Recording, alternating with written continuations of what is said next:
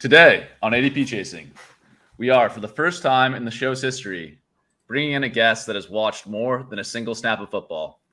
It is, of course, the preceptor of receptions, the king of fantasy at Yahoo Sports, Matt Harmon. We're going to help you identify edges in the best ball market at wide receiver in a year where prices are higher than ever. This is ADP Chasing. Let's go. Pat Fryer Helmo. This is why I'm hot. Anita Handjob. Fix your sight. Jamar. Alpha play chase. Are you kidding me? Kadarius Toney? You can't handle the heat. It looks like we're finally at this point. You're right.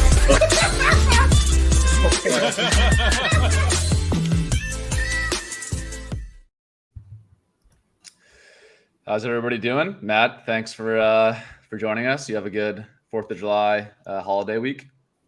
Oh yeah, man! I was off for the first time, in forever. Took the full week off to not think about both work, reception, perception, and Yahoo combined, and also moving across the country. Didn't think about either of those things for a week, and now it's like smacking me in the face being back today. Yeah, that's the post vacation anxiety slapping me in the face all at once, but I'm happy to not think about at least the anxiety part here for the next hour or so with you guys. So I appreciate you guys having me. Way too kind of an introduction, and I'm excited to chop it up today.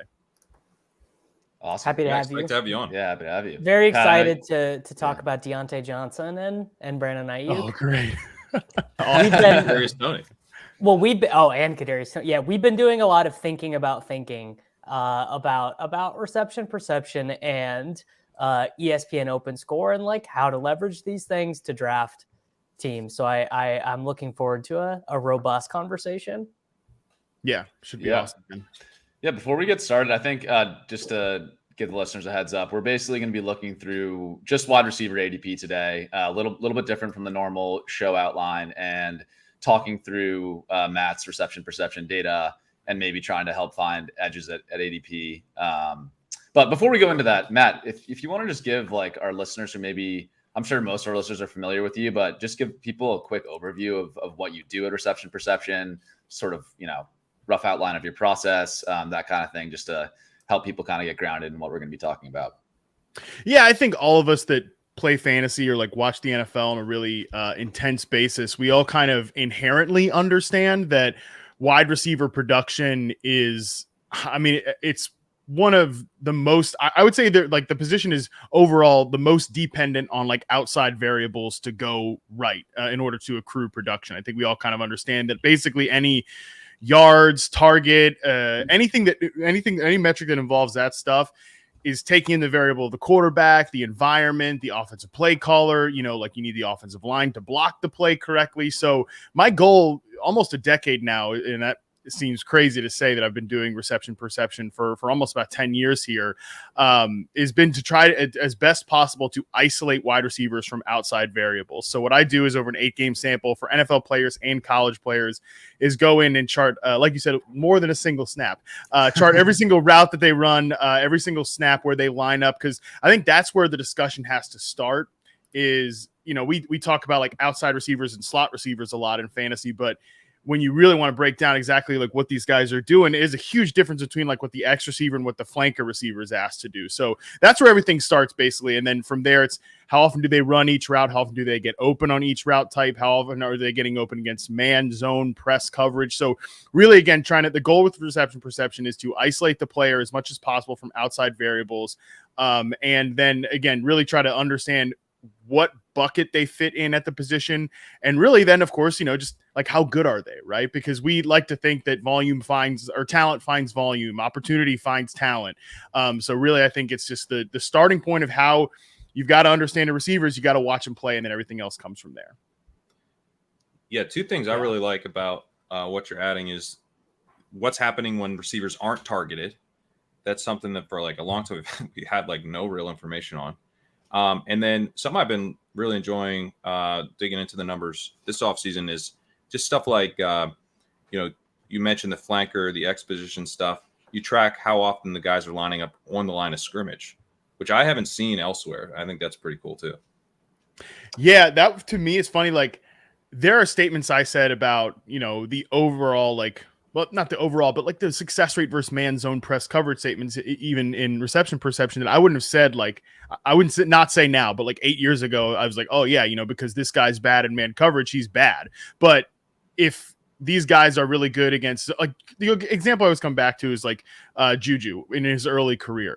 I think like reception perception had him pretty pegged, and this is a guy that's a good player because he's good against zone coverage, but he's got clear weak points like against man and press, and I think that's put like a cap ceiling on who he's become later in his career. And like, I don't think he's a bad player, I just think he was a little overrated earlier. But the fact that he lines up off the line, the fact that he was lining up a lot in the slot in Pittsburgh and elsewhere, it gets him away from those coverages that he's not really good against. So like you said, like, I think that's really an important piece of the conversation that does get kind of lost, because what these guys are doing when they're running that X receiver route tree, like a true vertical X receiver, they might as well be playing like a different position. Like Davis, you talked about Ayuk. That's a great example of like what Ayuk is doing versus like what Deebo Samuel's doing. It's like, it almost might as well be different positions, even though they're both labeled WR. And that's kind of an extreme example because Deebo does backfield stuff. But I think it's important to kind of always start the conversation there.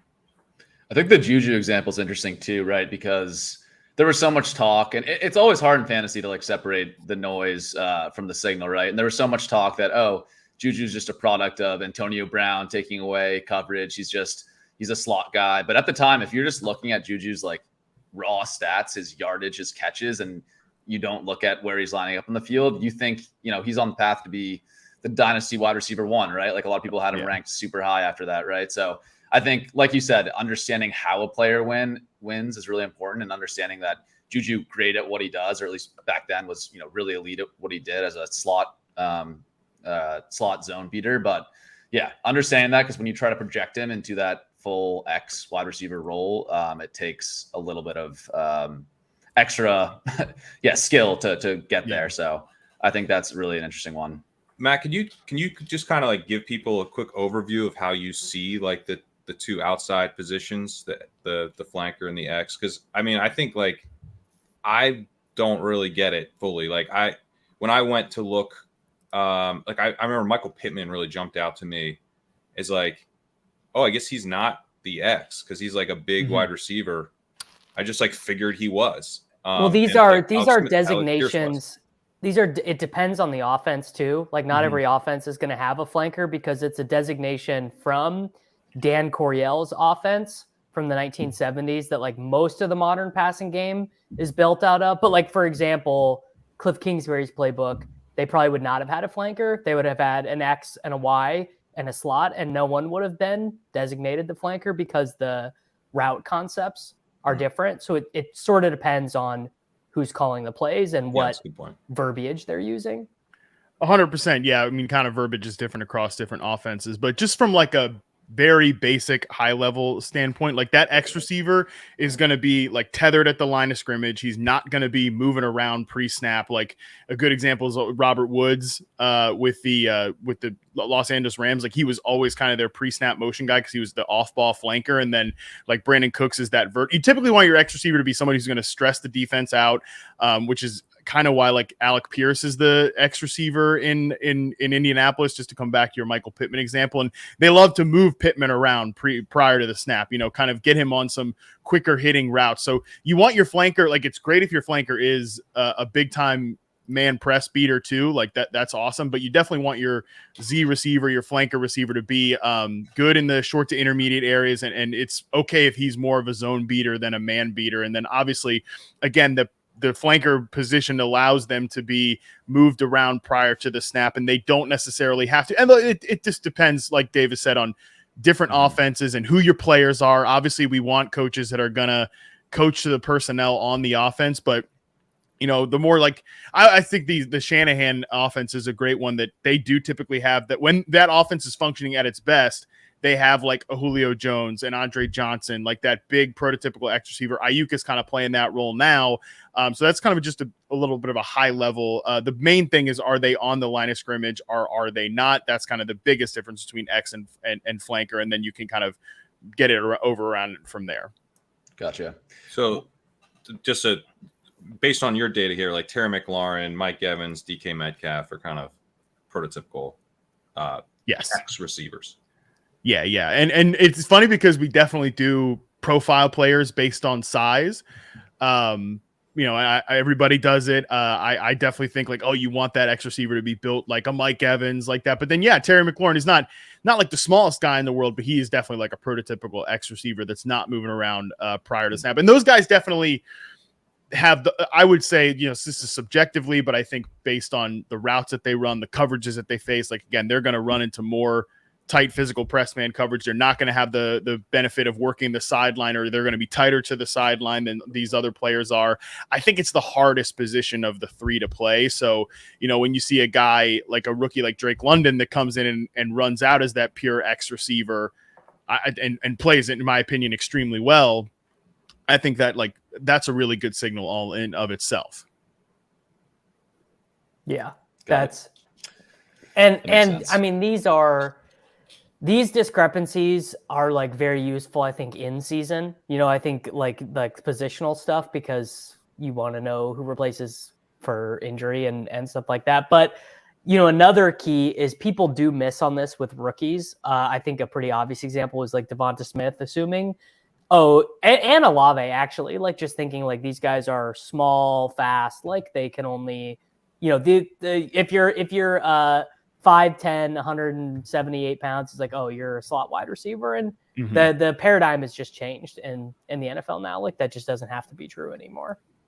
I love that you brought up Devonta Smith, because that was one of the most interesting things to me going into last season, because I was so, and this is how I have, no life, is like I was so fascinated as to where were these receivers in Philly going to line up, like who was going to be the X receiver versus who was going to kind of be that pre-snap motion guy, flanker, moving to the slot. Because like you mentioned, Davis, like we had multiple years of evidence that both as obviously a collegiate player when he won the Heisman, but as a rookie too, of Devonta Smith being excellent against press coverage, excellent against man coverage, and doing it from a true X position.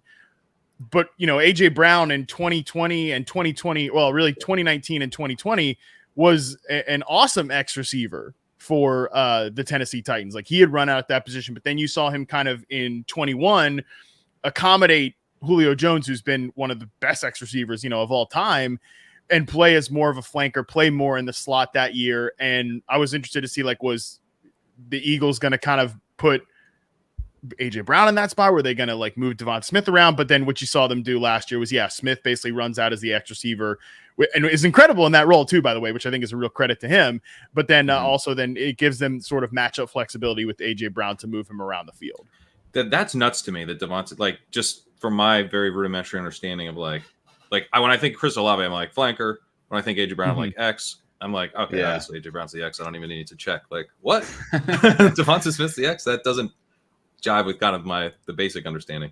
Because I think, Matt, you can speak better to this than me, but the things that it takes to be a successful X receiver aren't just size. And I think so many times we think of just big guy, he can beat press coverage, but the nuanced, the nuanced aspects of getting off the line of scrimmage, beating that initial press coverage, sort of whatever, sidestepping, all that stuff. Devonta Smith is so technical and good at the very nuanced things, even though he's all of our sizes basically, which is truly incredible. So how different are these positions in terms of, because one thing that strikes me about this is can I use this to predict snaps? The Giants wide receivers are one where I was like, oh, Isaiah Hodgins lining up on the line of scrimmage a lot. Maybe that gives him an advantage as we try to figure out where all these guys are going to go. Maybe he actually has more of a lead for the X snaps, and it's not all just there's 3 wide receiver spots or there's 2 outside wide receiver spots. Who's going to play outside? How different are these responsibilities and duties? Is it to the point where we can say, look, this guy's shown the ability to line up on the line of scrimmage, play X, that gives him an advantage over the other guys? I think it's a huge part of it. And the Giants are a great example because, let me tell you what, you're not running out a 3 receiver set of Paris Campbell, Wan'Dale Robinson, and Sterling Shepard. And obviously, there's injury, and Sterling is one of the greatest reception perception what ifs of all time. So all respect intended to Sterling Shepard. Beyond the injury problems that you're gonna have with those guys, but you're not asking Paris Campbell to play X receiver. You're not asking Sterling Shepard when he's healthy to play X receiver, and you're definitely not asking Wan'Dale Robinson to do it. And even like stretching those guys into some of those guys, Sterling Shepard notwithstanding, like I don't really think you're asking Wan'Dale Robinson or even Paris Campbell. Maybe Paris Campbell can play like a flanker position. I actually think he might be better than like the kind of bunny hop slot receiver stuff he's done at different times in Indianapolis. He might be decent at that. But yeah, I think you can definitely use it to predict like who's going to line up in a 3 receiver set. Especially nobody likes when you talk about this either, but like that X receiver's probably got to be a pretty good blocker too. Like they can't be like a stone zero in the run game. And I think that's where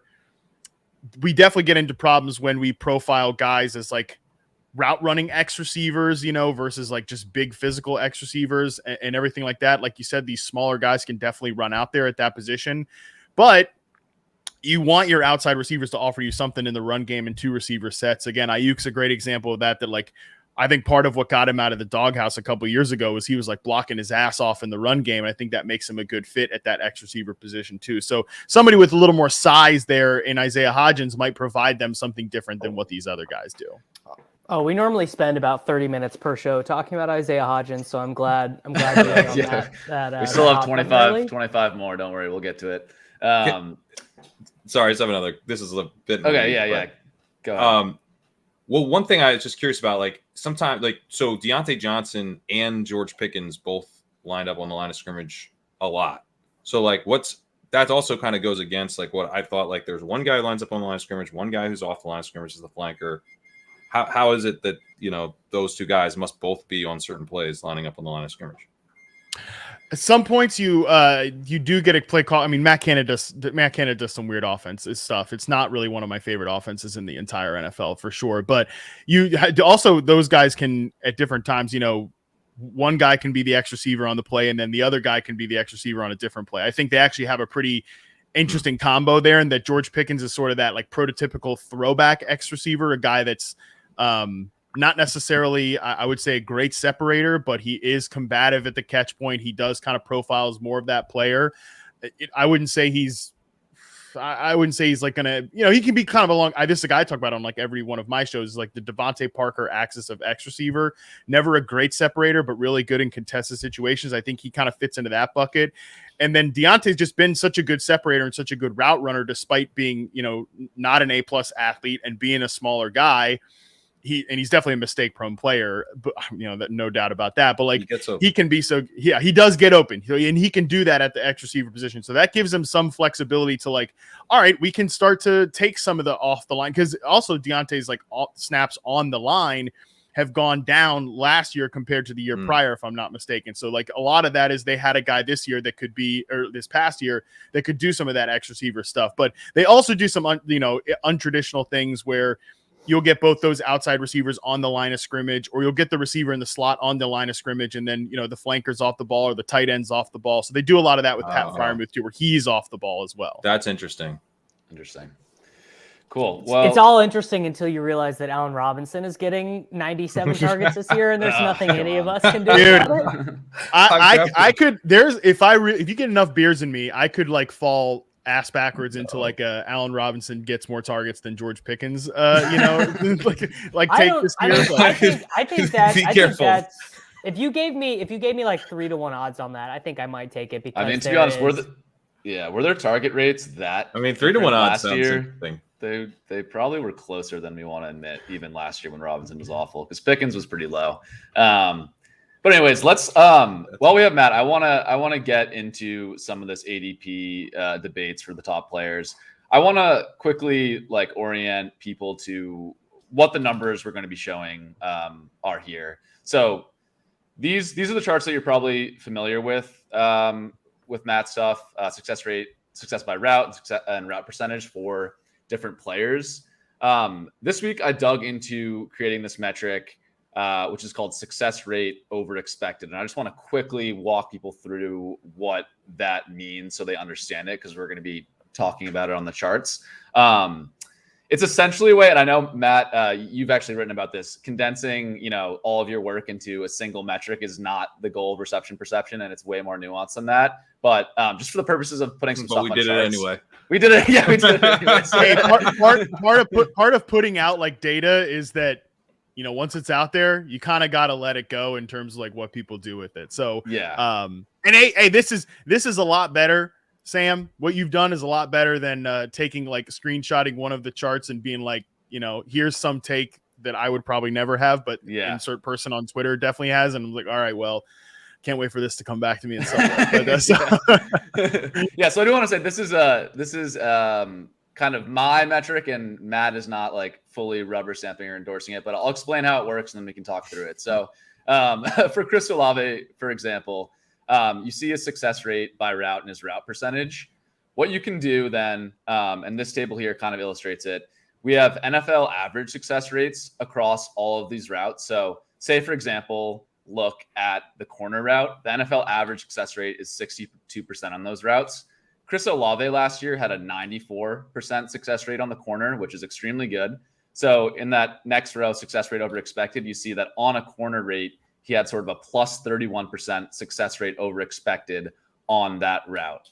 Then, like, if you do that across all of the routes that a player runs and then weight it by the percentage of the different routes they're running, you get to an overall success rate over expected by route. So essentially what this does is, like, if a player has a really high success rate, but they're running a ton of easy routes, say like just a bunch of screens, slants, curls, this metric will actually harm them a little bit. But if they have a low success rate and they're running a ton of, tricky routes, nines, posts, corners, etc., this metric will actually make them look a little bit better.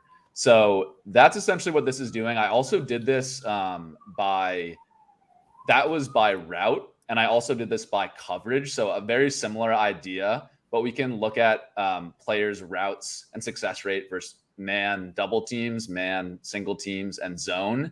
And basically, I'm not going to walk through it, but it's very similar math there. You can get to a success rate over expected by coverage. So you have those two numbers, and what I did is just average them. I said there's probably some signal in that success rate over expected by route. There's probably some signal in the success rate over expected by coverage. I average them together.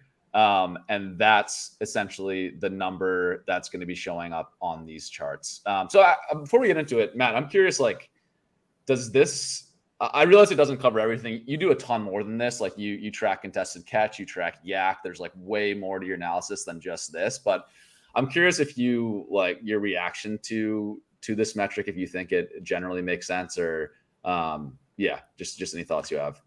Well, I think that it makes so much inherent sense. And, this is something I talk about a lot too, is that these guys who are running more vertical route trees, like there is a necessarily like a lower expected success rate when you're running a lot of nines, posts, and corners. We talked about Pickens earlier. He is a guy who does a lot of that, and he does have some lower success rates, especially against zone coverage. Some of that might not necessarily be his fault, or would maybe be different if his route tree was mixed up a little bit. Christian Watson is another example from last year. But then you see a guy like Olave, and I'm glad Olave is a guy that you put here on the slide, is like, he's running like an extremely vertical route tree, but has like a 75% success rate versus man coverage, which is extremely, extremely high, which is why I'm so bullish on him as a player. So he's a great example. And I think sometimes when you put example to something like that, it's why it kind of passes the smell test to me. Because it's something I talk about all the time. Like it starts with alignment for sure, but then you got to bleed into like what routes are they running, and that might be very, very different for a guy like Olave versus Garrett Wilson from last year. Just another example to pit two rookies against each other. Yeah, that makes sense. So and I think just like a way that I've thought about this, if you got lost in all the math there, totally fine. I get it. It's a lot of numbers. It's confusing. I'd say like generally success rate over expected in theory, you can think of it as how often a player gets open relative to expectation based on their route tree and their coverage faced. So that's more or less what this number is telling you. And the route tree one, I think it could be important for fantasy because some of the deeper stuff like produces fantasy points in big ways, right? We don't want to penalize Olave for running 9 routes in any way because like give us those 9 routes. Yeah, we want it's big. Exactly. Yeah. So now what we're going to talk through, we'll go through the different sort of zones in the fantasy landscape this year. This is showing the round 1 and 2 wide receivers. So you see on this chart here, a ton of studs. All these guys have above average success rate over expected. The baseline for players in rounds 1 and 2 is around a 5 to 6% success rate over expected. So these colors here highlighting the players that are, doing a little bit worse or much better to that relative to where they're going in the draft. So, I think this is interesting. Like, I think we should be a little bit pickier this year in terms of the wide receivers we're drafting very early, just because their prices are so much higher. So again, we're not saying this metric isn't even saying Amon-Ra, Jalen Waddle, or T. Higgins are bad players. It's just saying compared to everyone else in this range, they're not quite hitting on the level of, the AJ Brown, Diggs, Davante Adams. So I wanted to start with Amon-Ra. I think some of the stud guys on the left-hand side here, what's the point of talking about Stephon Diggs or Tyreek Hill? We all know those guys are just absolute studs. So let's dive into Amon-Ra. He shows up here with just a 1% success rate over expected. Again, that's still good. I think part of the reason why he doesn't flash as much as other guys here is, one, he struggles on sort of some of the harder routes in your data, Matt, on the post and the 9. He has sort of a higher percentage of so-called easier routes, flats, slants, and screens. He also faced zone coverage a bit more than players in this range did. So that's why he shows up there. Yeah, just curious your thoughts on Amon-Ra sort of at the back half of the first round, early second round. What are your thoughts on him in that range?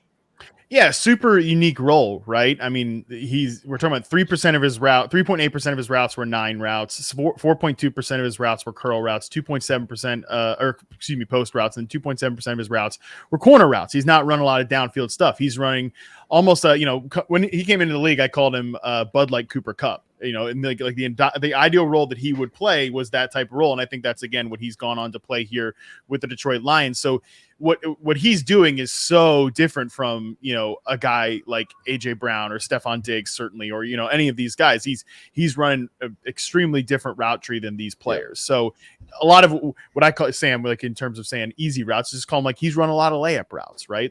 Which is great for a quarterback like Jared Goff, who loves to throw those layup routes. We saw him do it with actual Cooper Kupp. We've seen him do it with this player now in Amon-Ra St. Brown.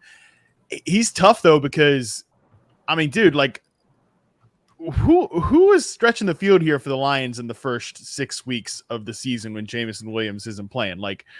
Is it this version of Marvin Jones? Is it Josh Marvin Jones? It's Josh Reynolds, it's tough to say. So can you run? Look, I don't think DJ Chark's a great player. I think he's lost a lot of juice after all the injuries the last few years. He's not really much of a separator, but he's a downfield ball winner that can stretch the field from that X receiver position in that way. I don't know that any of these other dudes are necessarily doing that. And, can you run a healthy, functional passing offense? Is this guy going to score a lot of touchdowns in the first 6 weeks of the season? Shoot, we also, by the way, we're talking about Jameson Williams. We don't know who Jameson Williams is going to be. Right? There's a lot of projecting there. So he might be John Baldwin, buddy. Right. AJ Jenkins. If he's Jalen Guyton, it still would help Amon-Ra St. Brown, right? I think a little bit, having him back should help. Yeah. I love Amon-Ra St. Brown, the player. I was really bullish on him last year because he'd shown a lot of the skills that you want in this big power slot receiving role. A guy that can beat zone coverage, a guy that's really good on those layup routes. But I think this kind of shows that there's some things that he's not as good at as some of these other players. That's okay when he's playing in this specific role from an NFL receiver standpoint. But when you're thinking about it from a fantasy standpoint, trying to hit a high ceiling, he's going to need a lot of things to go right. Because even all the things went right for Cooper Kupp a couple years ago when he, won the Triple Crown. He was awesome, but he had a quarterback that could stretch the field vertically. He had, some receivers that could stretch the field vertically, and Odell Beckham. And then obviously Robert Woods was good. And even Van Jefferson's not a bad player either. So I don't know. It's just those same ingredients aren't quite there for Amon-Ra and the Lions, but he's definitely about to get a boatload of targets. It's just how how efficient are those targets going to be, and B, like how far down the field are those targets going to be? Probably not very far. I think on underdog specifically, St. Brown's prices, it's probably pretty bad. I don't see him developing into a 13 touchdown per season guy. Now that doesn't mean he can't do it once or a couple of times. Obviously I think he's very good. He got tackled at the one a bunch last year, and touchdowns are sort of noisy anyway. Reeves made this comp to me, and I've never been able to get it out of my head, which is that he's Keenan Allen. You know, he is super dependable. He's going to catch 100 passes a year, but you are just going to be begging for 33-point weeks. You know, like what you're going to watch DK Metcalf, you know, just put some poor 49ers cornerback in an early grave, and you're going to be like, you know, St. Brown is not doing that. Now, on DraftKings, which we have not talked about a ton here, I think he's way better, right? Because he's going to like PPR, those 10 catch games. I mean, shit, he could get multiple 10 catch games in that first 6 weeks before the combination of one, waiting for Jameson Williams to get back, and two, just figuring out like, can Sam Laporta play 80% of the snaps, or do we need to be playing Brock Wright for the first couple weeks anyway? And Crane, I want your take on this, but like it feels, especially, and this is backed up by the data, but like drafters getting scared of Davante Adams because Jimmy Garoppolo like may or may not be the court. Like, what are we doing here? Does anyone really think it matters if Brian Hoyer's there? Like, Davante Adams is just going to be Davante Adams. It does, like, Zach Wilson could be his quarterback, and I wouldn't be concerned. Like, what are we doing letting Davante Adams be? Like, I see Jalen Waddle go ahead of Adams. I got Adams at 16 in a draft last night. What are people doing? I'm curious your thoughts, Pat, on that. Like the Adams, Amon-Ra, Waddle grouping. To me, it's so clearly Adams, but do you have anything else to say on like why? I don't know. Do you have a different take on that? Well, I don't want to be underweight really any of these guys. So to me, like the thing with Adams is that he is now falling. So if I'm sitting at like 11, I think Adams might be more likely to get back to me, certainly than like a CD Lamb. So I've passed on Adams just to get exposure to the other guys, and also to be like, I would like my discount that everyone else is getting. But I don't really get it. I want to be overweight Adams, and I am. We don't have to go really deep into this, but I have just been wanting to make this point, which is that we draft teams, like not exposures. So like I'm not passing up on a guy I think is a good value just because I think I might get 4 more picks of value a couple times in August. Like I still want to be drafting Davante Adams instead of Amon-Ra St. Brown. But I also don't want to be under. I guess my thing with Amon-Ra St. Brown is like his chart's really interesting, his reception perception chart, because he kind of, it's like he is who he thought he was, is like my takeaway from it. Like he does the things he does really well. He sucks at the things he doesn't do well. But like he's with Jared Goff. Like there's no, that's not a problem. Like who cares? Like if he does the thing that you would want Jared Goff's primary receiver to do really well, and he does it exceptionally. So my goal with that group is to be as close to even on the non-Davante guys as I can, and then overweight Davante Adams, because I think he seems like a pretty big value when he's in the second round. Yeah. Let's jump over to Waddle. He's the other guy we've alluded to here. He also shows up. Again, 2% success rate over expectation is still good. I can't overstate that. But again, not as good as other guys in this chart. I think that, again, is primarily driven. He's definitely a different archetype than Amon-Ra, but he still did have a high percentage of his routes being flats, slants, and screens. This is also 2020 to 2022. So maybe part of that is baking in his routes from 2021, actually, which were a lot more in the short area than they were last year, I believe. His success rate versus man kind of plateaued from year 1 to year 2. We didn't see a huge jump there. And he also, this is kind of a minor note, but he faced a low rate of double teams relative to a lot of these other wide receivers. And that actually is baked into this number a little bit. I'm guessing that's because obviously Tyreek Hill is on his team. So Waddle is not facing the same, press double coverage that some of these other wide receivers are facing. So I think that's all baked into his number here. But Matt, I'm curious your thoughts on Waddle. Do you think he has the potential to to jump up into sort of the next tier of guys, or do you think this assessment that the chart shows of him being overvalued is accurate?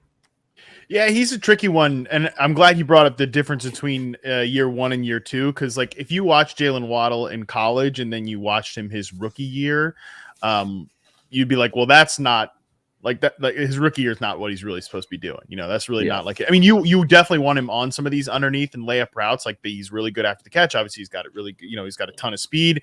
But yeah, in his rookie year, 24.4% of his routes were slants, 14.4% of his routes were flat routes. And then 5.2% of his routes were screens. All three of those numbers came down.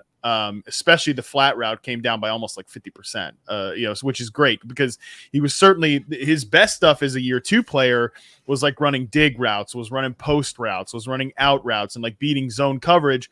And he's really good, I think, in that area. He's not like some of his stuff against press coverage it's not bad, but it's not up to the level of some of these other players like an Olave or a Devonta Smith or even especially like a Davante Adams for sure. So I think there are some holes in his game, but still a really good player. And I mean, I think a great player. And, is he like a 1B or is he a true, really good high end number 2? I think that's kind of from a like talent perspective, that's sort of where I'm kind of juggling him a little bit, but it is worth noting too. And I think this is kind of be a good and a bad thing that the Dolphins last year used Tyreek Hill. His numbers aren't up on the site yet from last year, but they will be by next week. He's a guy who they used him more off the line than they did Jalen Waddle. They had Jalen Waddle run like more of the X receiver route tree as much as you can have like a true X receiver in that offense. He was more on the line, not doing as much pre-snap motion stuff. So like, again, that could be a good and a bad thing. It's a good credit to Waddle and what he did last year, but like the more like created touches stuff was definitely Tyreek Hill than it was Jalen Waddle last year. Yeah. And that shows up in the targets data for sure. I think Tyreek had like 50 more targets than Waddle or something like that. Pat, curious, you mentioned you wanted to be at the field with Waddle. So yeah, curious just like in your bull case for him, what makes you really excited about him in the second round? Well, it's interesting that, you talk about the route changing, the mix of routes that he's running changing, because that definitely worked its way up into ADOT, which is a number that I look at it a lot and, people will be pretty familiar with. His ADOT jumped from 7.0 as a rookie to 12.7 last year. And to me, like that's huge. That's like two completely different types of receivers. Like that's an underneath, like a limited underneath, probably primarily a slot guy. Ran 60% of his snaps in the slot, according to PFF, as a rookie. Dropped down to 26% last year out of the slot, mostly out wide last year, and his ADOT jumps to 12.7. It's like he literally became two different types of receivers by these numbers, and it sounds like that's backed up by the route data. And then Waddle's interesting in that way too, just because I like made an offhanded comment in my Discord the other week and set out and then like logged off and set off like kind of a firestorm, and I said like like ADOT's not always it's not like a wide. I said it was not a wide receiver stat, and what I meant by that is that it's not a wide receiver isolating stat, right? Because you can look at Jalen Waddle in 2021 with that like 7-yard average depth of target, and a lot of that is the circumstances around him. It meant he could do that stuff really well, but like if you took that 7-yard average depth of target and be like, well, he can't win downfield. It's like, well, again, no, we're talking about like, look at the guy's 9 route success rate, the dig route success rate, the out and corner route in his year 1 data in reception perception. Like, yeah, this guy can clearly win downfield. It's just his quarterback was not throwing it downfield. And obviously, that offense was really weird with all the RPO, like quick hitting stuff anyway. So yeah, it's like sometimes, and this is not always the case. A lot of times like a guy's ADOT is what it is. And like, it is very descriptive of the player, but I think this is a very good example where that's not always the case. It's a role stat, I think, It's like he was being used in that underneath role. He did it pretty well, but new coaching staff. And I love that, we can go see like, okay, he's being used in this role, this underneath role. But what was his success rate on the deep stuff? Oh, it's good. Okay. Yeah. He gets used in a slightly different role now, which is exactly what happened. I mean, he jumped. The thing with me with Waddle is that the Tyreek, his efficiency and like just in terms of target earning and target per route run, all that stuff, like off the charts. And then you just go to Waddle. So like to compare him to Tyreek, he's going to look like, oh my God, is a clear secondary option. Also, as a second-year player, he was unbelievably good. Like that's to me, that's the bull case for Waddle. Yeah, like it's a very simple, clean bull case. Actually, it's like let's stop talking about Tyreek Hill for a second and just focus on Waddle's numbers compared to what we would normally expect for a wide receiver to be drafted here. Like you want a yards per hour run. He had 2.46 yards per hour last year as a second-round player. He's a very high draft pick, got elite speed. There's I think a lot of reasons to be excited about him, and then also now we're not sure what's going on with this Tyreek Hill situation. So there's that's just like another reason for me to be like, God, if I'm underweight this explosive second-year player or third-year player now, and he has a big season, that's really going to hurt. If he has a big season and he's like the clear top option on the Dolphins for 6 of those games or whatever, probably not that high of a chance, but it's another reason that I really don't want to be underweight him. Well, there's also outs with him too. So like, let's say maybe Jalen Waddle, if there was a way for us to like truly distill skill level, which is like kind of what this exercise is attempting to get at. Obviously, true skill level is sort of unknowable, but let's say it was knowable, right? And let's say Waddle's true skill level is, maybe we think he's an A- right now, but let's say in reality, he's just a B or maybe even a B-. For fantasy specifically, I'm not even sure how much that matters because their other options in terms of distributing the ball are Chosen Anderson, Durham Smythe, Eric Umekuzama, just like Braxton Berrios, like anonymous players who are not going to earn targets. So I'm with you. I mean, obviously the other nice thing about taking Waddle is that you kind of know what you're doing with your team.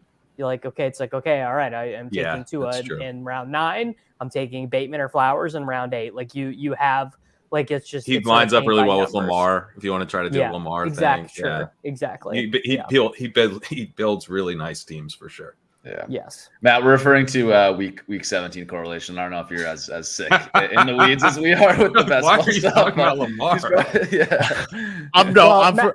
I'm familiar.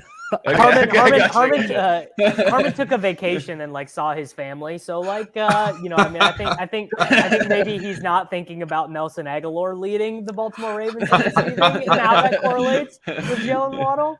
I'm not thinking about it, but I understand why you guys are talking about it. If that makes it clear. Yeah, no, the whole time, Pat, you were talking, I was like, yeah, who's their third receiver, right? That offense was great last year, and that hey, what we're gonna do is we're gonna throw the ball to our good players, and we have 3 really, really, really good players. And there is a scenario, if this Tyreek thing goes south, they could have one excellent player, maybe not an elite player, but an excellent player in Jalen Waddle, and then Chosen, the artist formerly known as Robbie, with a Y and IE at one point, we're not looking at a very good receiver. So weirdly enough, on Underdog, he's Chosen Anderson. On DraftKings, he's Robbie Chosen.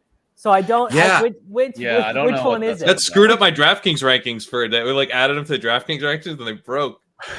So he's Robbie Chosen. He's the guy that I'm merging data sets from Matt's data from all these different sources, and he has he's Robbie Anderson with a Y in some data, Robbie Anderson with an IE. He's different name on every source. I'm please guys, let's pick a name for this guy. I was about to say he's a data scraping nightmare. There was when I merged my old reception perception data when I was with the fantasy footballers and doing their draft kit stuff, and then merging it with the site, there was, for whatever reason, in that old data set, DK Metcalf was D.K.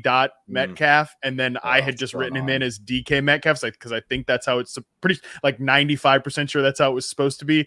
And I got one insane email or comment or something about how can I even trust you with reliable data if you don't even know what the guy, oh geez, yeah. So I feel you on the Robbie Chosen Anderson thing. Yeah. Final thing on Waddle, I think, or final 2 things I'll say. I think the risk with Waddle, I think, is not the skill level risk. I think you guys have outlined that well. I think the risk is just Miami's systemic risk. Like you look at the second half splits with Miami, and they really did fall off a cliff. That could have been Tua injury related. That could have been, defenses playing these guys differently related. I don't know, but I think there is some systemic risk with Miami. There's something to that. Like they started defending the middle of the field a lot more. There was a lot of film takes on that I saw. Exactly. And the second thing I'll say, we talked about Chosen Anderson, all these guys. Braxton Berrios did get $3.5 million guaranteed, so I think he's going to be the third guy here. Don't I know it? He's an extremely good round 20 pick. Yeah. But anyways, let's move to Devonta Smith. We've alluded to Chris Olave. I think kind of outlined the case here. He shows up really well here, but let's move on to Smith. He's a guy shows up here with 6% success rate over expected, which among this grouping in the back half of the second round is really strong. Matt, curious. We talked about it a little bit with Smith versus AJ Brown, but I think the sort of hot debate in the fantasy community now is like, can Devonta Smith like even surpass AJ Brown, or at least like equal his production from a fantasy standpoint? Do you think would you put them on the same? Yeah. Can we frame this too? Is Devonta Smith versus T Higgins a little bit? Because they're going right next to each other in ADP. And I think in some ways it's a similar, kind of overall situation in terms of, 1A, 1B type wide receiver stuff. Yeah.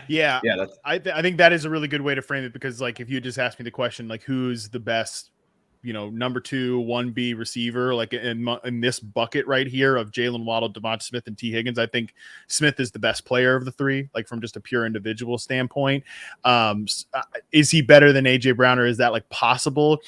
I mean, AJ Brown's just so good. We're talking about a guy who's been he's been in the top 3 or top 5 in success rate versus man and press coverage for 3 straight years now. Among the very best receivers in the league at beating man and press coverage. And he had his highest success rate versus zone coverage last season of his entire career. And he's just been one of the best receivers in the NFL for basically since he got into the league. So it's tough to say whether Smith could be better than AJ Brown, but I think if you're just looking at it versus T Higgins or versus Jalen Waddle from a pure individual player perspective, I think he's the best of those 3 guys. And what he does really well is route running. It is nuance, and he does it from a vertical perspective, which is why he pops up here in the success rate over expected, because he's running 20.4% of his routes are 9 routes. He's running above average rate of corner routes. He's within the NFL average in terms of post routes. He's not running a lot of slants and flats and stuff like that. He is definitely winning big boy down field NFL routes. He's running against press coverage, 87th percentile success rate versus press coverage in his second season. Just a really good player. And again, I think he's better from an individual standpoint than these other guys. And that's no disrespect to them. They're really good players too. I just happen to think he's a little bit better.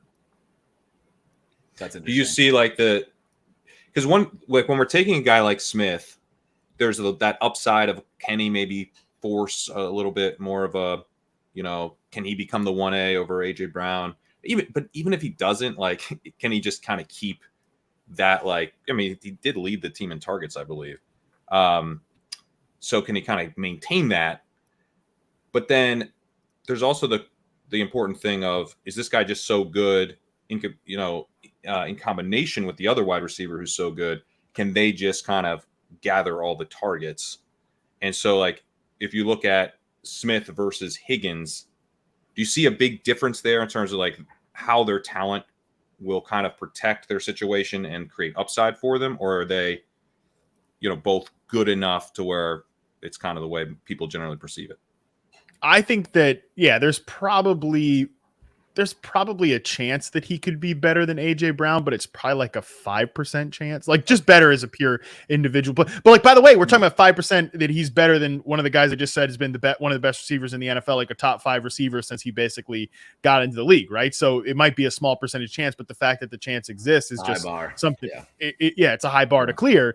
But the important thing is kind of what you were saying too about, we just had this conversation about the Dolphins, who's the Eagles' third receiver? Obviously, they have Dallas Goedert, which is a pretty big difference than what the Dolphins are doing. But after that, I love these, concentrated offenses. Yeah, Quez Watkins, he's there, he's a guy.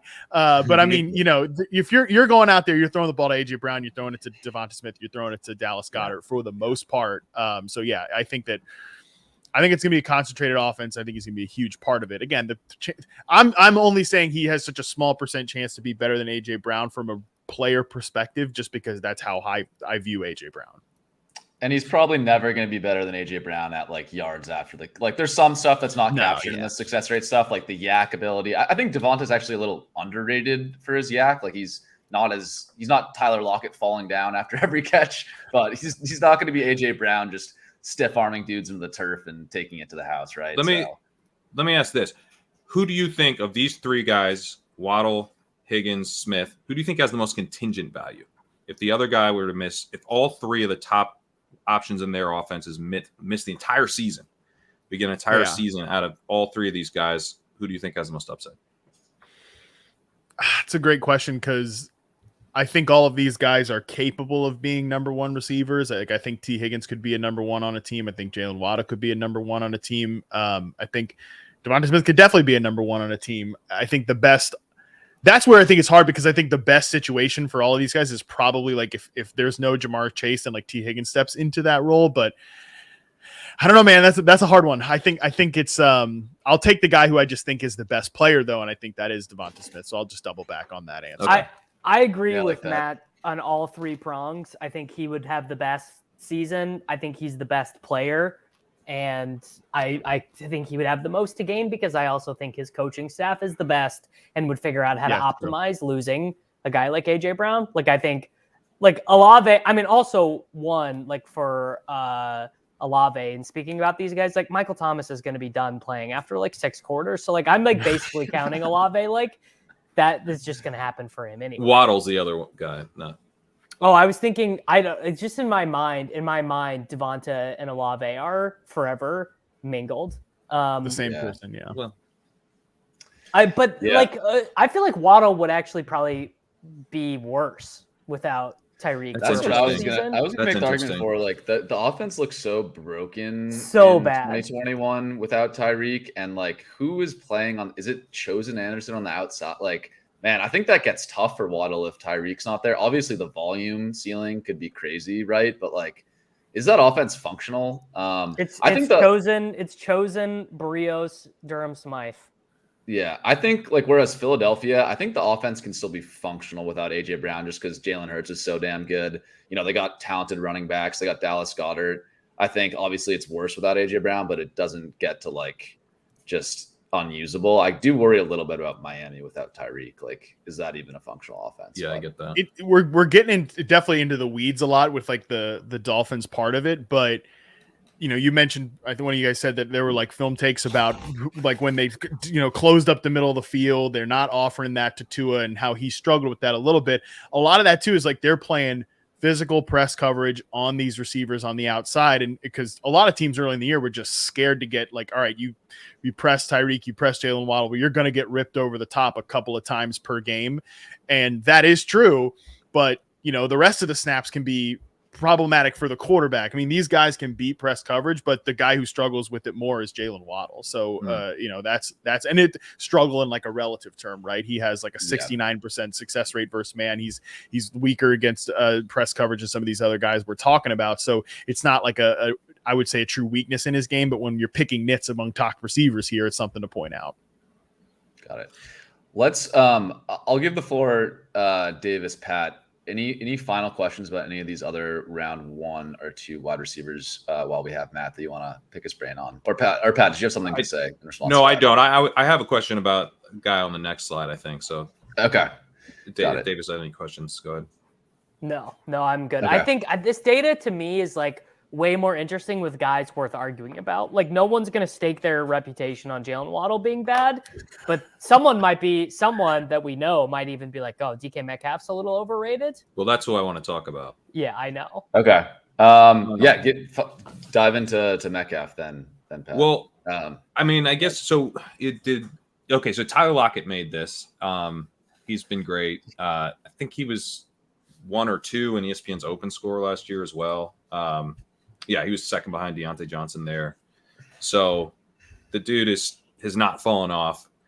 And DK Metcalf, obviously very good as well. But this is kind of, as we talk about the concentrated offense question, like I think sometimes people get a little bit too concerned about who the one, you know, the 1 versus the 2. It's like if you're an explosive offense and it's a concentrated offense, it doesn't always matter that much who the top wide receiver is, who the secondary wide receiver is. Partly, I think, because wide receiver talent is such an important part of this whole question. Like there's a reason why the Dolphins offense is so concentrated. I mean, Mike McDaniel literally built a system around getting two guys the ball, because those are the two best guys by miles, that he can get the ball, the guys he can get the ball into their hands. So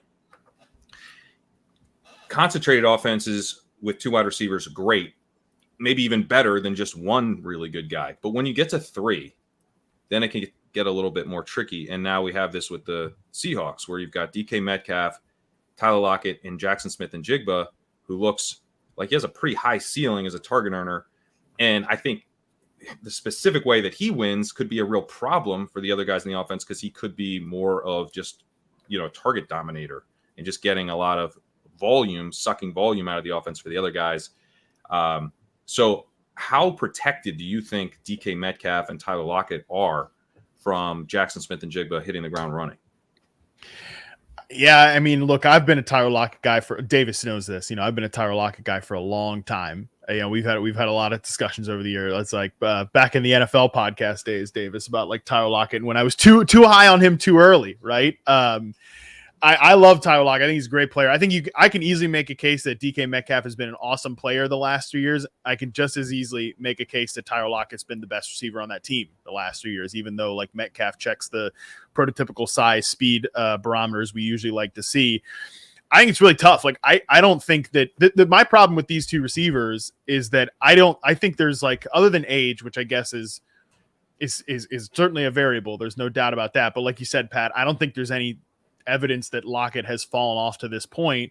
I don't understand, like if we're talking about who's protected of the two, why Lockett would be less protected or less insulated from Jackson Smith and Jigba than Metcalf would be. I think it's like kind of a coin flip. I guess the one thing you could say too is that like Metcalf has been a true X receiver, and this like one of these guys, and like that's probably not Jackson Smith and Jigba's role, but to me, I just think they're going to come out there and they're going to play in 11 personnel a ton. I don't care what Pete Carroll says about two tight ends. Like the way NFL coaches are, he's not going to come out there and be like, okay, well, we're playing 11 personnel now because when the rubber meets the road, get Will Dissly out there. He's not playing Will Dissly over Smith and Jigba. Like if Smith and Jigba 100%. Shows up and he is who they think he is, it's 11 personnel from the jump. And I know Karain doesn't agree with this, but my thought has always been Metcalf is the one who is completely insulated. He just is going to do what he's always done. He's going to score 10 touchdowns. Maybe he never achieves the peak of what he could with his physical gifts because he's always playing with another great wide receiver. And maybe Metcalf is a B+ wide receiver and not an A- wide receiver. So he'll never be Jamar Chase or Justin Jefferson or whoever. But nothing Smith and Jigba or Tyler Lockett could do would change the base role that he has. Like I do not foresee an offense where DK Metcalf ends the season with 85 targets because Lockett and Metcalf were just that much, or Lockett and Smith and Jigba were that much better than him. And maybe I'll eat it, but I feel pretty good about that. Is that like when we talk about like blocking mattering, Matt? Like that's what I'm thinking. Like we get to week 14 or get to the end of the year in two wide receiver sets when they're at the goal line. There's no way they're taking DK Metcalf off the field for no two chance. of these, right? Like he's locked. So that's where I kind of agree with you, Davis, in that like in terms of like physically being on the field in two wide receiver sets, I feel like he's pretty safe. Whereas I can see the argument for Lockett being pushed out by the end of the year. I can see that happening. I don't think it's likely, but it's possible. Lockett's also at that stage where what we talked about 3 weeks ago, like where when you look at things at an aging curve, it looks nice and gentle, but it's not nice and gentle when it happens to a single guy. And that's far more likely to happen. So obviously Metcalf is still on the ascendancy of that. Like if you told me this was Lockett's, Larry Fitzgerald season where he was 100 receptions, 1,000 yards, and then had 600 receptions and we never thought about him again, that could be, Tyler Lockett's also very susceptible to if he did get hurt, at 31 years old, his recovery is going to be harder. His role could change and he could get Wally pipped pretty easy. I I don't think there's no debate about who DK Metcalf is, right? Like it's just, 100%. Honestly, his fantasy season will be decided by if he scores 8 touchdowns, it's going to be a bad season. If he scores 14, it's going to be a really good one. And that feels like that's just it. But Matt, can I get a little more of your thoughts on just how good Metcalf is? Like, do you agree that he's kind of like a B+ wide receiver? Yeah, probably. Just because I think he's, you look at his success rates from last year, which wasn't one of his best years, but was still a really quality season. Like we're talking 80th percentile against man, 77th percentile against press, and 32nd against zone, which is pretty typical of these like non-elite X receivers that we've talked about. Mike Evans, I think it fits into that group. Evans is great. Like he might be like a Hall of Fame player, but I mean, I don't know. That's actually an interesting debate if he's like a Hall of Fame player, because I don't think he's ever necessarily been like a top 5 player at the position. He's got to be if he keeps just hitting, because he's such a compiler. Yeah, right. Do it 2 more years and he's in. Yeah, 1,000 yards at his age with Baker Mayfield. Kyle he should get in for that. Yeah, he should get in for that alone. No doubt about it. Yeah, his finest accomplishment. But I think that's kind of where I'd view him if I'm like ranking NFL receivers. I think he's like a B. I think both him and Tyler Lockett are probably A to B+ type receivers, as opposed to like A+ type receivers. Just and I think that's saying a lot. I think they're really, really good players. But yeah, that's probably where I'd view them. Yeah, my thing with Metcalf is like, I guess it just feels expensive. Like I have to pay like early to mid, maybe the late, sometimes 3rd round price for him. And it's like, if it's not a concentrated offense, I mean, like how much better is DK Metcalf than Brandon Ayuk? Dude, you're asking the wrong person that question, but am I? Because I'm not drafting a lot of Metcalf. But I mean, I think that's a bit of like you gotta read the board. Like Metcalf to me is unquestionably better than Ridley. He's not unquestionably better to me than Debo, but I think you can play that. You can just middle those guys when they're on the board. Unquestionably better than Cooper's situation, because one, they're going to be spending the entire back half of the season playing in a polar vortex and like the worst like the way that stadium is constructed makes the wind swirl around. It's why Cleveland plays a bunch of games every year with the This is true. They play a bunch of games with totals in like 32, like more than any other team. They have these super low totals. No one here is disrespecting Keenan Allen. He's a bad fit for this scoring system and 0.5 PPR, no bonuses. Christian Watson, sure, whatever. Maybe he's this year's Amon-Ra St. Brown. Maybe he's this year's, McCole Hardman, right? Yeah. Jeudy, obvious question marks. London, obvious volume question marks. Weirdly enough, no question marks for me really about McLaurin. Hopkins, all these guys after him have such giant question marks. And really your only question mark about Metcalf, Corinne, because I don't even think, like, do you really see him seeing less than 100 targets, even if Smith and Jigba is that good? It's just that I don't want to. I'm with Sam on Sam and I have a very, very strong disagreement, but it's like essentially boiled down to like, if we're on the clock in the 2nd round, do we want to take Chris Olave or Tony Pollard? And I actually am not sure at this point what else we disagree on with this 2-3 turn situation, because like, I just don't. Why should I have to rip open this wide receiver tier when I can take a running back who normally cost me a 2nd round pick? So that's where I'm just like, I'll take Josh Jacobs, I'll take Ramondre Stevenson, I'll take Derrick Henry, I'll take Breece Hall. That's what I do too. But I find I still get. I'll take Mark Andrews. I find I still get more than enough Metcalf playing it that way. Honestly. So that's where I'm at. I want to move on to other guys, but I'm in the same boat where if those running backs are all gone, I'm kind of with you, Davis, that I like Metcalf better than the other wide receivers in this tier. But I do too, to be clear. Yeah, it just so often happens to me that like I have Breece staring at me, or even like Mark Andrews, and I can set up the Mark Andrews stack that might be staring at me. Like it's just hard for me to click Metcalf, just because of where he's placed on the boards. But let's move on to Calvin Ridley. I think he's a super interesting player to evaluate through the reception perception lens, because A, we haven't seen him in a year and a half, and B, he's switching teams. So figuring out who he is as an isolated player is actually particularly important in this instance. So this data, obviously, there's no data from 2022 on Ridley. He didn't play. This data is from his 2020 and 2021 sample. And Matt, your data shows really good things for Calvin Ridley. Some reasons why he's popping in this success rate over expected. He faced a high rate of double coverage and actually did pretty well against it. High success rate on challenging routes down the field, the corner, the 9, the post, and just overall very diverse route tree, sort of low percentage of the Mickey Mouse gimmicky routes. So that bumps him up as well. But just, yeah, really curious, like the Ridley stuff is so tricky this year. Really, really curious, like how you're valuing him with all this unknowns in 2023. Yeah, I thought it just on the like him and Metcalf too, to me are like everybody that comes after, with the exception of Keenan Allen, just because he's a tough player, like Davis said, to read in the scoring format, and also just like from an age curve perspective. But like these two guys are, I think, properly valued over Samuel and Cooper and Watson and Jeudy, just because these two are like much better players than any of those guys. And that includes like Ridley versus Metcalf is interesting just because I think they're both kind of the last time we saw Calvin Ridley, he was in that like A-, B, A level tier to me as an individual player.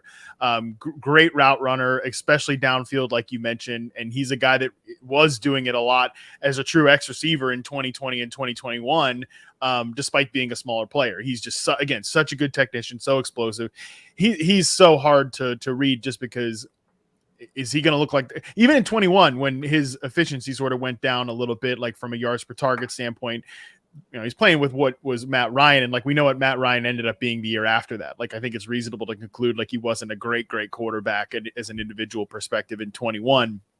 And there were just some small mistakes from Ridley in like contested situations and some bad drops and stuff that in like a 5-game sample is going to mess with you a little bit. But he's a tough player to read because, again, last time we saw him, I think he was like an A- A-level receiver. It's just like, what is he going to be after a year and a half off? But I think from a player isolating standpoint, he's very good. And how sticky do you think these skills are? Like, just in general, because I think Ridley's such a interesting example of, he got suspended for something. He's missed time, not because of injury, right? Hopefully, he's going to be very similar to the guy that we saw. But at the same time, he's not young anymore. He's sneaky old. Yeah. He came in really old, right? So how old he was like 33 when he graduated Alabama. Yeah. He turns 29 in December. So he's truly old. Sneaky old. Yeah. He's closer in age to Cooper Kupp than DK Metcalf, for example. Yeah. Okay. So like interesting. It just is sort of like the kind of the base rate, or like, pull back and kind of look at the macro view here. Like, how risky is it to look at a guy's, 2020 success rate and be like, well, he was awesome then. Now it's entering 2023. How much weight would you generally, suggest putting on that evaluation? I think it's really risky. And like that risk is and it's a kind of an unknowable question. I think like I have no idea because we've never seen really a player take this type of gap. Like Josh Gordon's big season was prior to reception perception. So like, I don't actually have, Josh Gordon's numbers from like 2012 and 2013 and stuff like that. He'd be the only one that would be a good example. For fun, you should chart his breakout season. That seems like a good use of time. Because I definitely have so much of that on my hands. You do not know how many like randos get suggested in my Discord like on a daily basis. Oh, I suggested some randos. Brandon Lloyd, Brandon Lloyd. Brandon Lloyd actually came up in a discussion at one point when I thought there was like some risk that this 2020 season was going to get canceled for COVID. That was one of my ideas. Was like, definitely try to pay the bills on like, hey, come subscribe to this website, with historical data from like Josh Gordon and like Randy Moss's big season or something like that. It would have worked on me. Yeah, I mean, I'm already subscribed, but I would have maintained my subscription. One of these days. I would love to do that. But no, but seriously, like there was a time too when like Gordon came back. I think it was in 2017. That season is in the RP database, and it was really good. And he's a guy that, from a skill standpoint, is definitely different than Ridley, because I think like Ridley's more of he kind of has like old man game already, and that he's a great route runner, and he's not like he's an explosive player, but I wouldn't say that he's on like the Olave level of explosive route running, but they're kind of in the same bucket. So I think it's a game that should age well. It's just the, year and a half layoff that's tough. And I think the risk really isn't baked into his ADP at all. I'm totally with you. They're just treating him like Calvin Ridley is back and is a member of the Jacksonville Jaguars.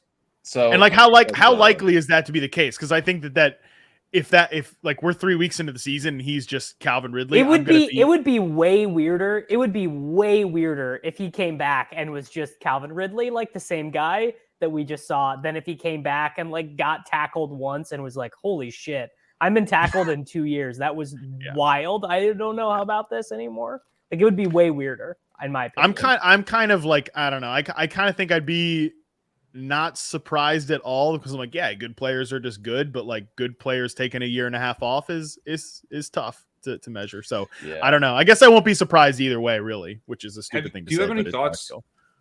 Do you have any thoughts on like the, you mentioned kind of the old man game and, some parts of wide receivers games maybe aging a little bit better? Like that is such an interesting idea to me because I think we kind of get like, I'll hear stuff like, oh, big wide receivers don't age well. And it's like generally because a couple of big wide receivers have fallen off or like, Calvin Johnson retired really early or some stuff. But, some guys seem to be aging very well as big wide receivers. And then like, Juju Smith-Schuster is aged. He's not even like old yet. And he's already super old, so it's like it doesn't seem quite as intuitive as that is like, oh, it's tough to be a big wide receiver as you age. But I do imagine like, we've all kind of played basketball with like the old guy at the park who doesn't, knows everywhere to be. He's got the nice old man game. I kind of think there's something to that, right? Like certain skills are going to age. So it might be more around skills rather than kind of physical archetype. But what are your thoughts on kind of how wide receiver games age? I think the fact that we're so kind of variable in where these guys line up, it helps a lot with these aging curves. Because like you talk, especially the big receivers, we talked about Larry Fitzgerald got mentioned in the Tyler Lockett discussion. He's a great example of a guy that went from being a big perimeter to receiver to being like that big slot receiver in like a power slot Cooper Kupp type of role that we think about now. He was kind of one of the first guys playing that position, and that helped offset some of the, that like the explosiveness might have gone down, like running a different type of route tree. The Allen Robinson thing we talked about, like I can totally see him being an absolutely poor fit as the Rams X receiver at this point of his career, but maybe being a decent to good fit as a big slot receiver for the Steelers this year. Is that what he was possible for them? Was he kind of a classic last year? Yeah. True. Like they sold us a lot of that bullshit about like, we can't wait to mix up his route tree and use him at a lot of different positions. And then like up until he got hurt, basically he's stuck to the line of scrimmage and not moving around and running like a true, like a very, very, very vanilla route tree. So, and there's a lot of excuses for why that might've been whatever. So yeah, I think that, but he's a guy that might recover a little bit better in a different type of role. But I think another thing I said earlier was like people taking the charts of guys and just putting it on Twitter and like, oh, this is a thing that I think people do that with a guy like DeAndre Hopkins right now. And Hopkins was very good last year in reception perception, but there's a clear drop off from what like his elite seasons in like 2019 and 2020. So I'm willing to say that like I have no idea then what 2023 is going to look like, right? Like if it's another season that looks like 2022 where he's not at his best but he's still pretty good, I guess that wouldn't be surprising. But like you look at a guy like Dez Bryant, 2016 71.1% success rate versus man coverage, and then 2017 52.1%, like a massive drop off basically where it looked like he's aging gracefully. But then his last season in Dallas was kind of a disaster. He gets cut. Nobody picks him up until like November. He gets hurt. And then like he's playing for the Ravens, at some point in like a bit role. So honestly, it's one of the hardest things I think to predict using reception perception data is like aging curves and when these guys might fall off. Yeah. The aging stuff is super interesting. And sort of along those lines, I want to move on to Treylon Burks here. I guess on the other side of aging, there's the year 2, year 3 breakout aspect of fantasy, right? That everyone talks about. And I'm really curious with a guy like Burks showing up here with a below 4% success rate over expected. It's kind of by far the worst on this chart. But at the same time, He's a young player. He was asked to do something completely different in year one in Tennessee than he did his entire collegiate career. He's basically a slot player in college, played off the line a bunch, and the Titans asked him to be a true X wide receiver on the outside. So you got to give some credit to him for learning something completely new. I guess the question for you, Matt, is like, how often do we see big jumps, from year one to year two with a player like Burks who doesn't show up super well in your data in year one? Like, do you think like pricing him in this low end wide receiver 3 range is fair, or do you think that's still overvalued? I think it's fair despite the questions that the clear questions I have about his game. Like you mentioned, he was playing a totally different position basically in the NFL than he was in college. And just to put some numbers behind that, as a year one player, he lined up almost 75% of his sample snaps were on the line of scrimmage and was outside for 83.5%. His final year at Arkansas in reception perception, he took 80.5% of his snaps in the slot or backfield and was 84% of snaps off the line. So like basically a complete flip of those two numbers there. And that's a really hard transition to make for a guy in his rookie season, especially somebody who dealt with off-season issues, the conditioning stuff. He didn't hit the ground running right away. He then gets banged up in season.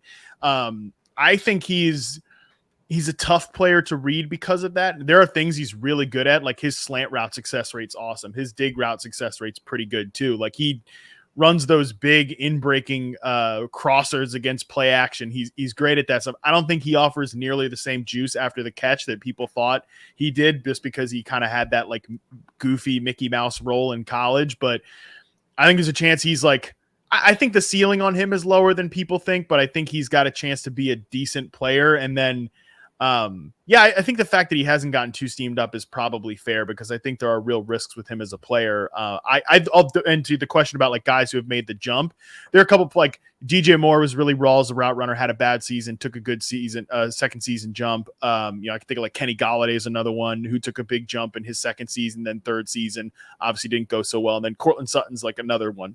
There are a lot of guys who just are what they are. Sometimes you'll see a guy who's really raw as a route runner take that step in year 2 and year 3. I think Burks could be that guy because he shows some signals on, like I said, those in-breaking routes, but he might be a guy who gets kind of pigeonholed and stuck in that role, if that makes any sense. That makes sense. Pat, I know you're bullish on Burks. Curious your thoughts on all that.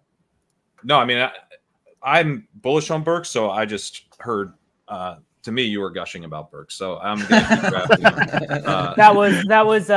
All I heard was he was asked to do something really hard and he didn't completely flail and shit himself. Yeah. So goodbye me. Yeah. Well, no, that's true. 100%, a 100% reasonable take off of his rookie season. I think that's just. Then again, if you look at it, it's he's still a limited player, incomplete player, and he always is that guy. I think that won't be surprising, but I think there's definitely a chance that he takes that jump that we're talking about, just because he didn't completely shit himself at doing something very hard and very different from what he was doing as a collegiate player. I'm also encouraged that he does, have some clear strengths as a wide receiver, and it's if he can be good enough just to be out there all the time, have them design the offense where he's seeing a lot of first reads, getting a lot of kind of, maybe he does get some design stuff from time to time, and he's just out there enough. The weaknesses don't even need to be they just need to be not bad enough to where he, is turning them off. Right. Yeah. One thing I'm concerned about though is that the offense might just be a disaster. Oh yeah. Right. Which I think that is a risk. He's a risk a little bit as an individual player, which is why I think I'm not freaking out at where he, wide receiver 35. I'm not freaking out to take him. I'm not freaking out to fade him, I guess, at that price, if that makes sense. Yeah. I think he moves up because apparently Levis is behind Malik Willis right now. I think the drumbeat's going to be Tannehill this summer. And then every day that Tannehill remains on the roster, it's more likely they're at least competent. Yeah. Right. Exactly. If that concern disappears and they don't sign Hopkins, I think Burks is going to move up. So the Hopkins thing is what I was going to bring up. Apparently, in the reporting, the Titans are sort of the favorite right now. They've been more aggressive than New England, is what I've read. So I think that's like an ADP risk, but not like I actually kind of hope for Burks that Hopkins is there and the offense is better. Yeah, right? Matt, what Like, are your thoughts on how would those two mesh together? Like, would Burks stop playing X, or is Hopkins still an X? I think Hopkins would, like, last we saw him was still as much in that offense as Davis mentioned earlier. Like, there is a true X receiver. He's still profiles as that should be his best role, is like as an X receiver. But like I talked about, when these guys get older, sometimes it helps to move them out of that position, and then that could keep Burks in the X receiver position. I don't feel the same way as like when Julio Jones got to Tennessee, and even though that move didn't work out, like in hindsight we know that, but I was like, okay, I'm still taking AJ Brown because I really believe bullishly in like AJ Brown's talent in that way. I don't really feel that way with Treylon Burks. But I think these guys can complement each other, and it could even be from like an alignment standpoint. If they're going to have Hopkins go out there and just be the true X, like it could be good for Burks to be an off ball player as opposed to a strictly on the line guy like he was in year one. And I mean, to that point too, like, I mean, shoot, who else was playing X receiver for the Titans last year, and who is going to play X receiver other than Treylon Burks this year if they don't sign DeAndre Hopkins? It's Nick not going to be Kyle Westbrook-Ikhine. Phillips. It's not going to be Nick Westbrook-Ikhine or whatever. Yeah. So I mean, the depth was bad last year, and it got like even like at least they had Woods and Austin Hooper. Like those guys are not stud NFL players, but they're confident. They lost both of those guys. Now it's like, man, Chris Moore is Chris Moore starting at X? Like. I don't. Yeah, Racy McMath. Yeah, I want to ask you about that hype train. Yeah. I want to ask you about Jerry Jeudy on this chart, because that, to me, I've had a tough time with his ADP, but it's, you know, I know Sean Siegel really likes him, Pete Overzet likes him. There's kind of been this drumbeat around him as like, you know, he's shown he can do a couple different things, but one of the things you always hear about Jerry Jeudy is he's a great route runner. So to see him here with a -1% success rate over expected jumps out to me as a red flag, because it's like, this is supposed to be what this guy does well. So where are you at on him? And it's kind of a crowded, or sort of maybe not crowded, but uncertain situation in Denver with, you know, the amount of wide receivers they have. Yeah, one of my strongest takes last year was that I thought this offense, I didn't think it was going to be as bad as it ended up being, but I thought this entire skill position room was super overrated. The Broncos like receiver room, I was not in on any of those dudes last year, you know, especially where they got steamed up to being. And I had my concerns about Russ going from Seattle to Denver. And again, those were worse than I thought they could have been. So I've never been the biggest like Jeudy or Sutton fan as individual players. I think they've got at best a bunch of like wide receiver twos there. And you mentioned the route running stuff with Jerry Jeudy. He's still living a lot on his like collegiate reputation as a route runner. And like, the practice videos that even last week, like there was literally one going around last week. Like, are we ready to talk about how Jeudy is going to finish as a wide receiver one this year? Yeah. And it was just him beating a traffic cone. Like, I might have see if I would guard him on that route. I might have been like 10 land sharks deep on the beach, but I did manage to see that one. Last video. That's a great example of like why you see stuff like that and your brain fills in the information. Like, great collegiate route runner, he's still beating, you know, XFL players on a field, you know, in Alabama somewhere or whatever. Yeah. And, you know, he's still a great route runner. I don't think he has been as a pro. And like, there's a reason he's been a volatile up and down player from a production standpoint, because he's a volatile up and down player. Like, he's not bad. He's got a 70.6% success rate versus man coverage. That's a 63rd percentile score. That's not bad, but 49th against press, 5th percentile against zone coverage. Some of that can be poor offensive design, but a lot of that is because he's not a consistent player. Like, he's very sort of like, he's actually pretty similar to Amari Cooper, who is another like up and down producer because he's an up and down player. And I think he had a great season last year, but he's had some lesser seasons throughout the course of his career. And I think some of those concerns have stuck with Jeudy as well. So I'm with you that like, maybe I look like, I don't think, again, you're not going to sit here and like find anywhere where I'm saying Jerry Jeudy is bad, but there's no way, like, wide receiver 21, there are other guys going after. I'm 100% taking over Jeudy. So are you in on Dulcich? Do you think Dulcich is a good route runner? I mean, dude, I don't do tight ends. On Dulcich. I'm just trying to. I know it's like I literally have no opinion on if Greg Dulcich is a good NFL tight end or whatever. It's just like the role seems appealing, but I also thought the same thing about Alberto, and I learned my lesson. I mean, there's other. I mean, we got Marvin Mims here. We've got Tim Patrick here. Like, thoughts on like how protected are Sutton and Jeudy from those guys? Like, I don't think they're protected at all. And that's kind of my thing is I think it's weird that like we look at this receiver core that, like you said, probably goes 4 deep.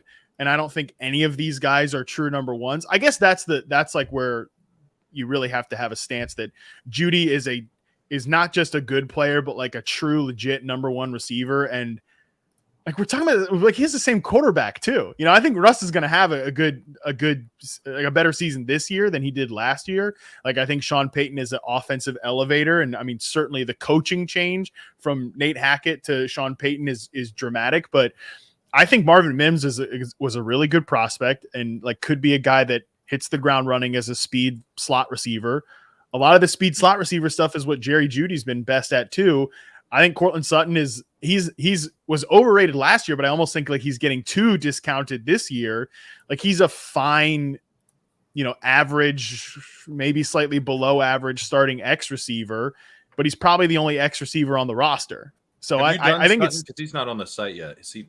Have you did him? Nah, he's not a guy I've done from this past year, but his prior seasons are on the site. And there's a few I have like from the in-season charting data that I did. So like 3-4 games I think are in the in-season tracker. And yeah, they weren't very good, but neither was his 2021 season. In open score, Jerry Jeudy's 11th and Sutton's 12th. So they were like dead even in that metric last year. So yeah, strange. I don't know. I've been wondering if like the Sutton is dead now narrative has like kind of jumped the shark a little bit. I think it's jumped the shark almost just like he was a true number one elite player ready to break out with a good quarterback and jumped the shark last year. I think that there's a truth there is probably somewhere in the middle, which is that I don't think like it's actually funny. I posted this. I did the thing I said I didn't like where I just posted the chart with and like made a joke about it type of thing on Twitter where like there was that headline that they had Courtland Sutton looking at Michael Thomas tape from 2019 or whatever. And then you look at like the only real route that Courtland Sutton runs really well is like the slant route. So I think it is kind of interesting at least to think like if there's going to be West. Yeah, right. There's going to be like an X receiver just running a bunch of in-breaking short routes. Like that is actually the thing that Courtland Sutton does really well. He's not really a vertical X receiver. So I think the fact that, like the ADP assumes that Jerry Jeudy's just so much better than these guys. I don't know if that's really the truth. Yeah. Interesting. All right. Speaking of inconsistent guys, if Jerry Jeudy's inconsistent, I don't know what we call Kadarius Toney. He shows up here on this chart. Sam, first of all, how dare you? Sorry. Kadarius Toney's very consistent. He never plays, and he gets open when he does. True. He's been incredibly consistent. He's consistent at playing less than 20% of the snaps. But yeah, Toney, I think, is one of the most polarizing guys in fantasy this year. I don't get it at all why he's going this high. So maybe I'm just confirming my biases here with looking at this chart. But yeah, Matt, can you talk through Toney? I guess my question for you, like more specifically, is like, I think Toney is perceived as this guy that has this unbelievable ceiling because, in my mind, because he has cool highlights and because he plays with Patrick Mahomes. But have you seen anything in the data or your charting? They're also talking him up a lot. Is their number one? That's true. Yeah. But are they really, or is that like extrapolating some like positive quotes is like they're really high on his talent? But does that really truly mean they view him as like a true number one receiver? I think when you really critically read what they've said, that's not necessarily the case. This is the same organization that keeps posting. They keep posting Justin Ross clips, so I think we can just take it all with a grain of salt. Yeah, they're clearly trying to, get the clicks and stuff like that from somebody in their social media department has to be like on fantasy. It has to be like on Dynasty. No. Someone in their social media department had to have gone to Clemson. It has to be a Clemson connection. That's the only explanation for how there's a new Justin Ross quote or video once a week for a guy who's like 19th string. Yeah. I mean, either a deep Dynasty Davis, sicko or went to Clemson. Maybe he's good. Maybe. There's one chief that Davis won't draft in the history of the organization. It's Justin Ross. So I've drafted Clyde. I've drafted Deneric Prince more times than I've taken Justin Ross. Oh God, Matt, I'm stuck with Toney. It might be a good take. Do the data, could you squint with Toney's profile and like see, like, if you were forced to make the case for him being a wide receiver one, like, could you even do it? Or like, I just want to know how bad is it? Because are you on Toney Davis? Are you drafting him? Just when I take Mahomes. I probably literally through like 300 teams, like probably have no Toney without Mahomes. So we're all going to be pretty underweight Toney.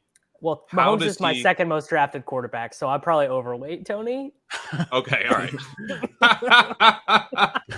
Okay, all right. So 2 of us will be underweight Toney, and how does he, like, Matt? Just tell us like how he buries us. That's kind of what I want to hear. He would have to be doing stuff that we have never seen him do. Like he would have to be playing and excelling in a role that we have not seen him play or excel in as an NFL player, or even his final year at Florida. Like I said in his collegiate evaluation that like his NFL team was going to be starting from square one as a route runner. And I mean, I think that's more like we talk about Mickey Mouse routes. Like he's the king of Mickey Mouse routes. I couldn't care less about what he's doing on 17.1% of his routes are screens. 14.5% of his routes are flat routes. Like, and he has not shown the skills at all that he's going to be like a press man coverage beater at the NFL level at this point. I think he showed a couple of games, and we're talking about a player that like barely ever plays. So I made this. I've said this at the beginning of his profile from last year that like Toney hits the mark of a full reception perception sample, and that like I got 8 games on him, but that 8 games contained 127 snaps and 76 routes. I was gonna say like 6 routes. Yeah. So like keep that in mind. This guy barely ever plays, but even in his rookie season, he had a decent success rate versus zone, but some of that is on the Mickey Mouse routes. And again, there's nothing that he's shown as an NFL player that like he can go out and like line up outside and beat press man coverage, period. Like he would have to be doing stuff that we have never seen him do, which maybe that's possible, but I really don't even think the Chiefs are banking on that. I think that's kind of like nonsense. Can I pitch you some content for the site? I think, YouTube shorts are kind of blowing up right now. TikTok obviously taking off. You should just do his Super Bowl. Just chart his Super Bowl routes as a TikTok. Hey, 5 routes. His Super Bowl MVP caliber performance, totally. I think it's inside the lab. Yeah, that punt return. Do you chart punt returns? Because that was a really key punt return. You might have to. I'm closer to charting tight ends than punt returns, and I will never chart a tight end. So. Can we end the show with Matt dunking on Alan Lazard, who was the worst pick on the board last year, and somehow is trying to dupe people into also being the worst pick again. Blocking matters. 2023. Blocking matters. That's why he's going to get on the field a ton. Blocking matters, and like listening to Aaron Rodgers sum up the loose change documentary at lunch every single day matters. Like I think that's how Alan Lazard ended up in New York Jets. If as we're wrapping up, if we can get your thoughts on Dobbs too, in that same. Yeah, that was going to be the one because in sort of the I don't know. There's a Dobbs contingent, and I just like don't get it. I got it when he was really cheap, but like I don't know the yards per route run stuff doesn't look great on him. He was a day 3 guy. They brought in Jaden Reed in day 2. Like the charting stuff on him doesn't look great either on Matt stuff or the open score stuff. So I guess Dobbs is a guy that I have not gotten the price rise at all. But yeah, Matt, curious what you thought of his rookie year.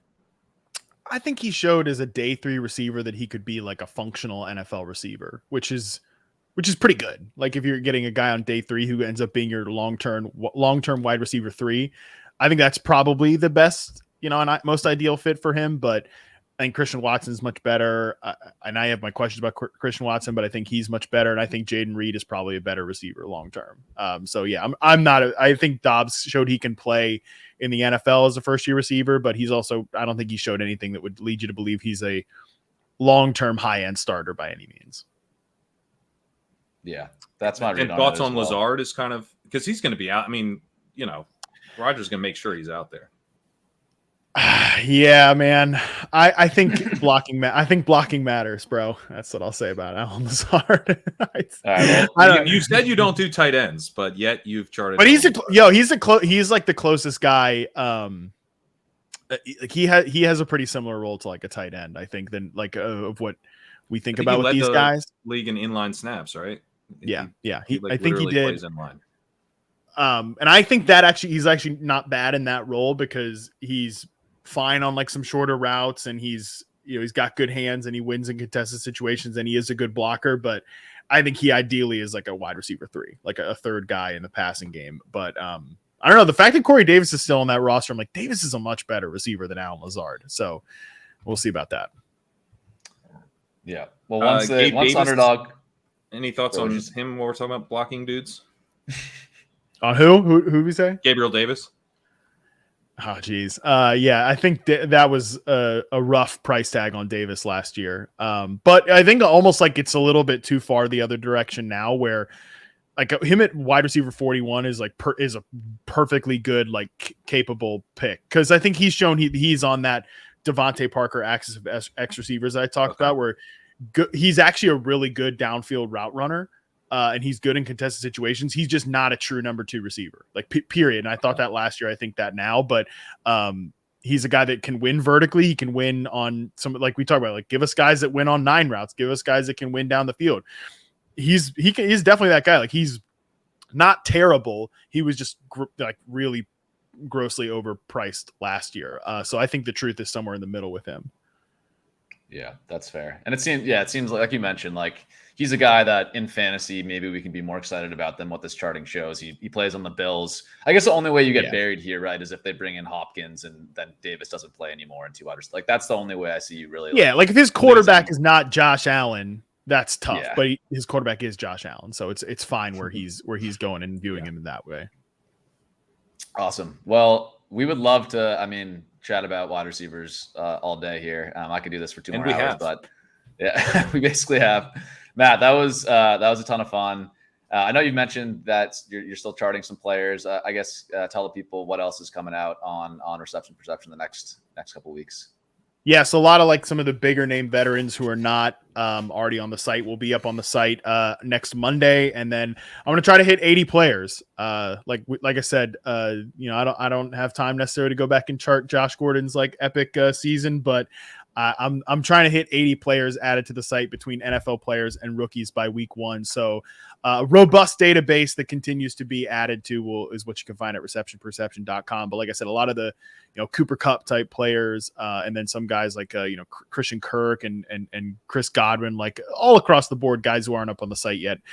Next Monday and the entire next week is when I'm going to try to hit those big name veterans.